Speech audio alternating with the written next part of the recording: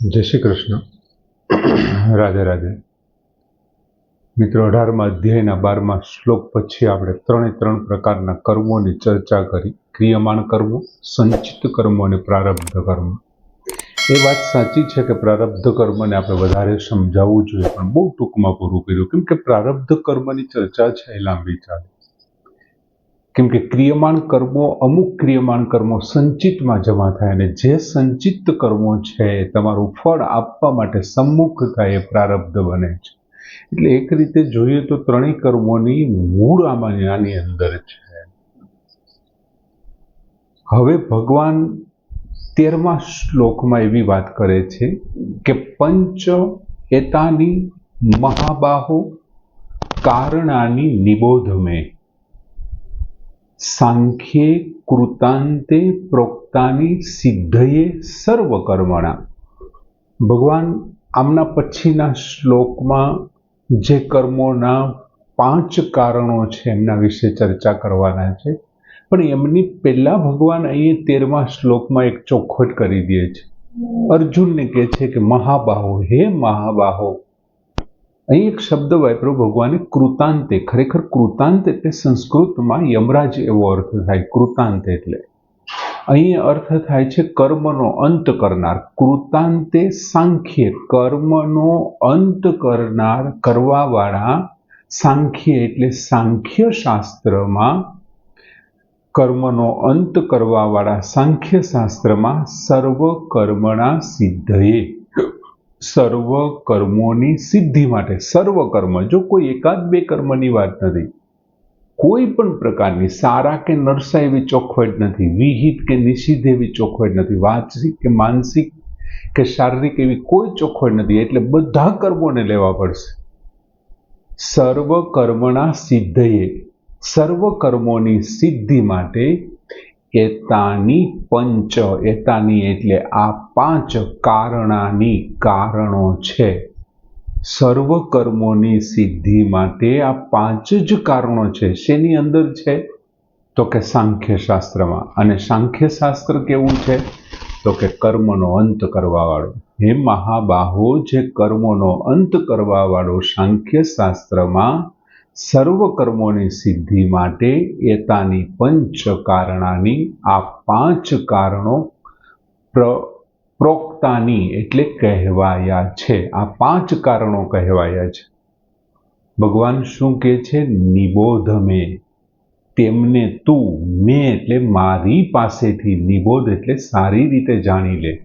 હે મહાબાહો અર્જુન, એમને તું મારી પાસેથી સારી રીતે જાણી લે. એ મને ખબર છે 5 કારણો ક્યાં છે ને, એ મને ખબર છે. અને હવે તારે એ મારી પાસેથી તું જાણી લે. તારી રીતે હવે ફાફા મારીશ ને તો બીજા 18 અધ્યાય થશે. પંચ કારણે, પંચ એતાની કારણાની, એવો શબ્દ, પંચ એતાની મહાબાહો કારણાની, એવી ભગવાને વાત કરી છે. હવે અહીં ભગવાન શું કહે છે કે ભાઈ, સાંખ્ય સિદ્ધાંતમાં બધા જ પ્રકારના શાસ્ત્ર વિહિત કર્મો અને બધા જ પ્રકારના, સઘળા પ્રકારના શાસ્ત્ર નિષિદ્ધ કર્મો. શાસ્ત્ર વિહિત એટલે શાસ્ત્ર તમને જે કર્મો કરવાની સલાહ આપે છે તે, અને શાસ્ત્ર નિષિદ્ધ એટલે શાસ્ત્ર તમને જે કર્મો કરવાની ના પાડે છે, કે વ્યભિચાર ન કરો, માંસાહાર ન કરો, ચોરી ન કરો, લૂંટફાટ ન કરો. આ નિષિદ્ધ કર્મો થવાની પાછળ ભગવાનનું એવું કહેવાનું છે કે પંચ એતાની કારણાની, એમની પાછળ 5 કારણો છે. આ જે કર્મો થાય છે ને, એમાં સ્વયં સ્વરૂપ કે આત્માને કોઈ લેવા દેવા નથી. એ એમનું કારણ નથી. એ વાત 100% સાચી છે કે શરીરની અંદર આત્માનો પ્રવેશ થાય ત્યારે હાથ હાલે છે, આંખો ત્યારે જોવે છે, કાન ત્યારે સાંભળે છે, નાક ત્યારે સૂંઘે છે. આ બધી ક્રિયાઓ શરીરની છે એ આમની અંદર લાઇટ આવી પછી પંખો ફેર્યો, પવન આવ્યો છે, પણ ભગવાન કહે છે એનું કારણ નથી. આત્મા એમનું સ્વરૂપ એ કે સ્વયં છે, એમનું કારણ નથી. બીજા 5 કારણો છે, એ ભગવાન 14મા શ્લોકમાં વર્ણવાના છે. એટલા માટે ભગવાન કહે છે નિબોધ મેં. જો અહીંયા શબ્દ વાપર્યો છે નિબોધ મેં. આ 18મા અધ્યાયમાં શરૂઆતમાં જ અર્જુને પૂછ્યું કે મને સાંખ્યનું તત્વ હું જાણવા માંગુ છું, અને ભગવાને 18મા અધ્યાયમાં જેટલી જગ્યાએ સાંખ્ય વિશેની ચર્ચા કરી છે ને, ત્યાં નિબોધ શબ્દ એટલે કે મારી પાસેથી તું જાણી લે, સમજી લે એવો શબ્દ વાપર્યો છે. બાકી બધી જ જગ્યાએ ભગવાને શૃણુ શબ્દ એટલે કે તું સાંભળ, કેમ કે આ સાંખ્ય શાસ્ત્ર છે એને તારે વ્યવસ્થિત સમજવું પડે, જાણવું પડે, એને ઉતારવું પડે અંદર, એટલા માટે ભગવાને નિબોધ શબ્દ વાપર્યો છે. બીજું, સાંખ્ય કૃતાંતે પ્રોક્તાની સિદ્ધયે સર્વકર્મણા. હવે કર્મ છે ને મિત્રો ગમે તે હોય, ગમે તેવું કર્મ કેમ નથી, શાસ્ત્ર વિહિત કર્મ હોય, શાસ્ત્રોમાં કીધું કામ કરો એ કર્મ હોય, કે પછી શાસ્ત્ર નિષિદ્ધ કર્મ હોય એટલે કે એમાં ના પાડી હોય એ કર્મ, અથવા કોઈ શારીરિક ક્રિયા હોય, શારીરિક કર્મ હોય, ખાવું પીવું, ઉઠવું બેસવું, સૂવું, ઊંઘવું, હસવું, બોલવું, એ કોઈ ક્રિયા હોય, અથવા કોઈ માનસિક વૈચારિક ક્રિયાઓ કોઈ હોય, કોઈ વાચિક હોય માત્ર વાણીથી કર્મ, અથવા સ્થૂળ કર્મ હોય, ચાહે સૂક્ષ્મ કર્મ હોય, પણ એ કર્મોની સિદ્ધિ માટે ભગવાન શું કહે છે કે સર્વ કર્મના સિદ્ધિએ, બધા જ કર્મોની સિદ્ધિ માટે શું કહે છે, પંચ એતાની કારણાની, આ 5 એમના કારણો છે. 5 જ એમના, પુરુષ એમાં કારણ નથી. જો પુરુષનું કર્મમાં કર્તૃત્વ હોય ને તો શું થાય, તો કે તો કર્મ સિદ્ધિ થાય અને એમની સાથે સાથે કર્મ સંગ્રહ થાય. કર્મ છે સંગ્રહ થાય. અને માની લ્યો કે કોઈ કર્મમાં પુરુષનું કર્તૃત્વ નથી તો શું થાય, તો કે તો કર્મ સિદ્ધિ તો થાય, કર્મ સફળ થાય. પુરુષનું એમાં ન હોય તો પણ કર્મ સંગ્રહ નહીં થાય, એ માત્ર ક્રિયા બની જશે. શું બની જશે? ક્રિયા બની જશે. હવે માત્ર ક્રિયા થઈ ગઈ એટલે શું, તો કે એક માત્ર ક્રિયા થઈ ગઈ તો પછી એનું પાપ પુણ્ય જન્ય ન હોય, એ કર્મ પાપે ન પેદા કરે અને પુણ્ય પેદા ન કરે. જેમ આ સંસાર માત્રમાં પરિવર્તન થઈ રહ્યું છે. દાખલા તરીકે નદી છે, અખૂટ પ્રવાહને ક્યાં છે પર્વતથી સમુદ્ર સુધી વહાવે છે, તો એમાં કઈ નદીને પાપ પુણ્ય કઈ છે નહીં. જેમ 24 કલાક વાયુ ચાલે છે, એમાં કઈ પહેર નથી પડતો. એક નાના એવા બીજમાંથી વૃક્ષ છે, ઘટાટોપ વૃક્ષ બને છે, વૃક્ષ વધે છે. તો આ ક્રિયાથી કર્મ સંગ્રહ નથી થતો. આ ક્રિયાઓ પાપ અને પુણ્યના જનક નથી, કોઈ પણ પ્રકારની બંધનકારક ક્રિયા નથી. એટલે કે એમાંથી કર્તૃત્વાભિમાન દૂર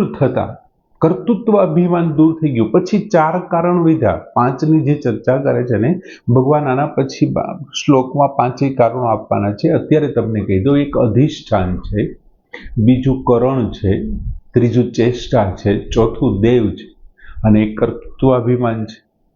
જો પુરુષનું કર્તૃત્વાભિમાન વહી જાય તો કર્મ સિદ્ધિ થશે પણ કર્મ સંગ્રહ નહીં થાય. અહીંયા માત્ર નદીનું વહેવું, વાયુનું ચાલવું, વૃક્ષોનું વધવું, એ બધી જ ક્રિયાઓ કેવી છે, તો કે એમાં 4 કારણો છે. અધિષ્ઠાન છે, કરણ છે, ચેષ્ટા છે અને દેવ છે. એ સિવાય બીજું કંઈ નહીં, કરણનું કંઈ નથી, કર્તાનું કંઈ નથી. હવે અહીંયા સાંખ્ય સિદ્ધાંતની વાત ચાલે છે. અર્જુને પૂછેલો પ્રશ્ન અને ભગવાન જે સમજાવે છે, જો અહીંયા સાંખ્ય સિદ્ધાંતની વાત ચાલતી હોય તો ભગવાને આવું શું કામ આ શ્લોકમાં કીધું કે સર્વ કર્મણા સિદ્ધયે, બધા કર્મોની સિદ્ધિ માટે? તો પછી કર્મયોગ શું કામ ભગવાન ચાલુ કરે છે? એમની પાછળનું એક બહુ મોટું કારણ એ છે કે અર્જુનની સામે અત્યારે યુદ્ધનો પ્રસંગ છે, અને અર્જુન માટે યુદ્ધ છે એ કર્તવ્ય કર્મ છે. યુદ્ધરૂપી કર્તવ્ય કર્મ તેની સામે છે. તેથી ભગવાનની પણ એક જવાબદારી થાય કે કર્મયોગથી કે સાંખ્ય યોગથી ભગવાન એમ કે છે તારે એવા કર્મ કરવા જોઈએ કે જે કર્મ તને નિર્લિપ્ત રાખે, તને લેપાય નહીં. જે કર્મથી તું લેપાય રીતે તારે કરવા જોઈએ તેવા કર્મોથી સર્વથા નિર્લિપ્ત તું રહે ને એવા તારે કર્મ કરવા જોઈએ. પછી એ તું કર્મયોગ મારફત કરે કે પછી સાંખ્ય યોગ માર્ગ. એટલા માટે ભગવાન બીજું અર્જુને સાંખ્ય વિશે પહેલા શ્લોકમાં પૂછ્યું હતું, એટલે ભગવાને સાંખ્ય દ્વારા કર્મની સમજણ આપી છે. આ સર્વકર્મણા સિદ્ધિ એના માટે પણ હોય. બીજું, આપણે ગીતાજીની શરૂઆતમાં જોઈએ છીએ, પ્રથમ અધ્યાયના 47માં શ્લોકમાં તો અર્જુને ત્યાં સુધી કહી દીધું, ન મેં યુદ્ધ, હું હવે યુદ્ધ નહીં કરું, કદાચ ભીખ માગીને જીવવું પડે તો પણ હું તૈયાર છું, પણ આ ગુરુજનોને હણવા. એટલે કે અર્જુન શું કરવા તૈયાર થયા? કર્મનો સ્વરૂપથી ત્યાગ કરવા તૈયાર થયા. કામ કરવાની આળસ ચડે છે તો સાધુ થઈ જાય, કંઈ કરવા પણ નહીં, માંગીને ખાઈ લેશું, ભગવા જોઈને કોક તો ખાવાનું આપશે જ. એ તો સ્વરૂપથી ત્યાગ છે કર્મનો. તેથી ભગવાન એ સમજાવવા માંગે છે કે તું કર્મને ગ્રહણ કર કે પછી તું કર્મનો સ્વરૂપથી ત્યાગ કરી દે. એ કંઈ કલ્યાણનું કારણ નથી, એ કલ્યાણનું સાધન નથી. તું સ્વરૂપથી ગ્રહણ કરે છે કે પછી એનો ત્યાગ કરી દે છે, એમાં તારું કલ્યાણ છુપાયેલું નથી. તો ખરેખર કલ્યાણ શેમાં છુપાયેલું છે?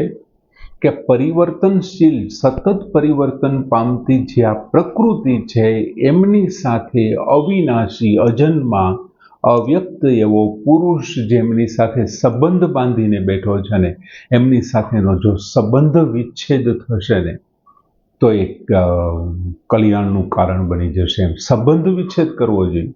અને એ સંબંધ વિચ્છેદ કરવા માટેની બે પ્રક્રિયા છે, બે ક્રિયાઓ છે, અને એમાંની એક છે કર્મયોગ અને બીજો છે સાંખ્યયોગ.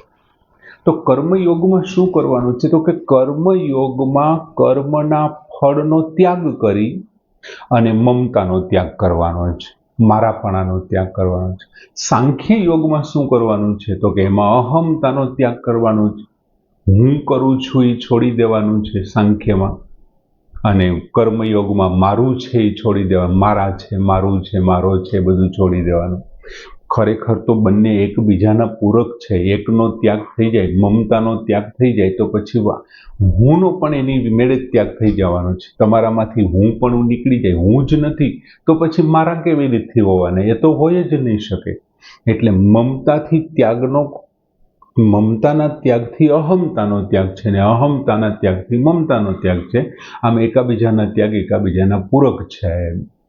અને આ બંને સાંખ્યને એ બંને શીખવાડે. એકાબીજાનો ત્યાગ એની મેળે થઈ જાય છે, આપોઆપ થઈ જાય છે. એટલે ભગવાને સરસ વાત કરી કે ભાઈ કોઈ પણ સારા કે નરસા કર્મો થાય છે એમાં 5 બીજા કારણો છે. આત્મા એમનું કારણ નથી. આપણે અત્યાર સુધી જે ઉદાહરણ લાઇટના ને આપતા એનું કારણ નથી. લાઇટ તો તારની અંદર છે ને, તો ક્યાં તારમાં પ્રકાશ નથી, પવન નથી? કોઈક બીજા કારણ છે. પંખાની અંદર જ લાઇટ જાય છે તો જ પવન આવે છે. ઇસ્ત્રીની અંદર જાય છે તો ગરમ થાય છે, નકર ન્યાય પવન આવવો જોઈએ ને, નથી આવતો. સરસ મજાનો શ્લોક, પંચૈતાની મહાબાહો કારણાની નિબોધ મે સાંખ્ય કૃતાંતે પ્રોક્તાની સિદ્ધયે સર્વકર્મણે પૂર્ણ કરી.